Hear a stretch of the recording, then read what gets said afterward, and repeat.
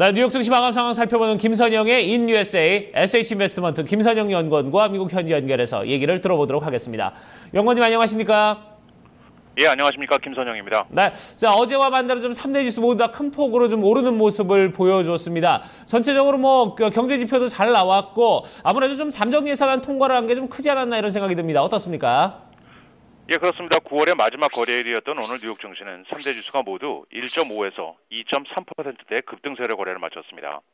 지난밤 일본 증시가 2.7% 폭등한 것을 비롯해 아시아 증시가 일제히 상승했다는 소식으로 유럽과 뉴욕 증시 역시 글로벌 증시 랠리에 동참한 하루였는데요. 미국의 고용시장 확장 추세가 완만하게 이어지고 있다는 뉴스가 최근 불거지고 있던 경제 위축 우려를 감소시키면서 오늘 증시에 긍정적인 역할을 했습니다. 고용 관련 업체 ADP에서에 따르면 9월 중 미국의 민간 부분 고용이 20만 건이 늘어나 전달에 19만 4천 건과 예상치였던 18만 6천 건을 소폭 상회하면서 오는 금요일 발표되는 노동부의 비농업 부분 고용 지표에 대한 기대감도 높아지고 있는데요. 전문가들은 실업률은 전달과 동일한 5.1%, 비농업 부분은 약 20만 3천 건이 늘어날 것으로 예상을 하고 있습니다. 여기에 미 상원이 2016 회계년도 잠정 예산안을 찬성 78대 반대 20으로 통과시켰다는 소식이 일당 연방정부의 셧다운을 모면시킬 것이라는 뉴스로 작용을 하면서 오늘 호재로 반영이 되었는데요. 이 안이 하원에서 통과되고 오바마 대통령이 서명할 경우 연방정부 셧다운 개시를 약 10주 후로 일단 미룰 수 있게 됩니다. 오늘 대부분의 업종이 상승했던 가운데 국제 금 가격이 4일 연속 하락하면서 금광 업종이 약세를 보였고 철강, 지방은행, 카지노 업종 등은 하락했으며 오늘 10년 만기 국채금리는 어제보다 상승한 2.06%의 거래를 마감했습니다. 자, 이렇게 저희가 먼저 증시 마감 상황들도 좀 살펴봤습니다. 자, 그러면 이제 증시의 특징 종목들이나 이런 부분들도 좀 알아봐야 될 텐데요. 자, 이 부분도 좀 같이 좀 전해주시죠. 예, 국제통화기금 IMF가 미국 연준 등 선진국 중앙은행들이 금리 인상에 돌입할 경우 신흥국 기업들의 줄도산 사태가 발생할 수 있다고 경고했습니다. IMF는 세계 금융 안정성 보고서를 통해 선진국 경제들이 통화정책을 정상화함에 따라 신흥국들은 기업 도산 증가에 대비하고 필요할 경우 기업 파산 제도를 개혁할 준비를 해야 한다면서 시장들이 이런 위험을 과소평가해왔다고 지적했습니다.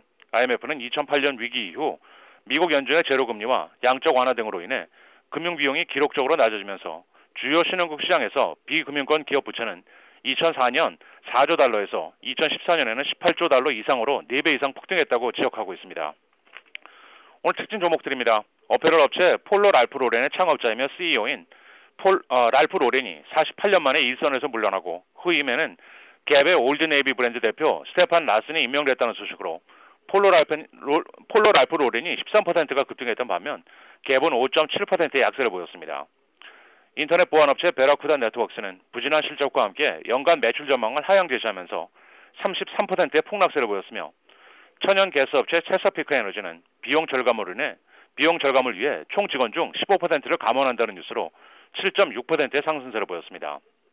행동주의 헤지펀드인 스타보드 밸류가 3.7%의 지분 보유 공시를 한 데 따라 자동차 부품업체 어드밴스드 오토는 11%의 상승세를 보였고 중국 업체 칭화홀딩스가 총 37억 8천만 달러를 투자해 회사 지분 15%를 매입했다고 공시한 데이터 저장 서비스 업체 웨스턴 디지털은 15% 급등했으며 마지막으로 멤버십 할인마트 코스트코는 예상을 7센트 웃돈 주당 1달러 73센트의 순이익과 전년 대비 0.7%가 증가한 16억 6천만 달러의 매출을 기록했다는 소식에도 0.6% 상승하는 데 그쳤는데요.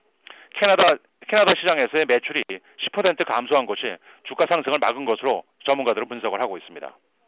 자, 이제 경제 지표와 일정들도 좀 체크를 해보도록 하겠습니다. 자, 9월에 시카고 PMI가 발표가 됐죠. 이 부분 예상치를 좀 밑도는 모습을 보여줬는데 50m로 좀 떨어지는 모습을 보여줬네요.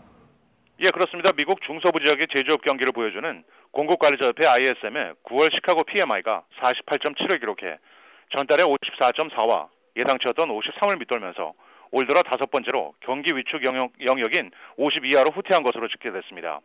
협회 측은 최근 중국발 글로벌 경기 위축 우려로 금융시장이 부진한 모습을 보인 것이 지수의 하락으로 이어졌다면서 이것이 올 후반기 경기 둔화로 이어질 것인가에 대해서는 다음 달 지표까지 기다려봐야 할 것이라고 덧붙였습니다.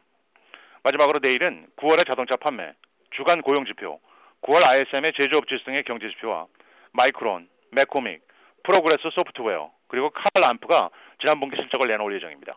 네, 알겠습니다. 오늘도 좋은 말씀 고맙습니다. 예, 고맙습니다. 네. 자, 이렇게 해서 저희가 뉴욕 증시 마감 상황 모두 살펴봤습니다.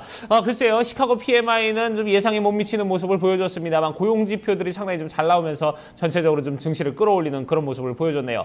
자, 그러면 저희가 지수별로 좀 흐름은 어떻게 흘러갔는지 좀 자세히 알아보도록 하고요. 또 지수에 영향을 미쳤던 외신 소식들도 함께 좀 챙겨보도록 하겠습니다.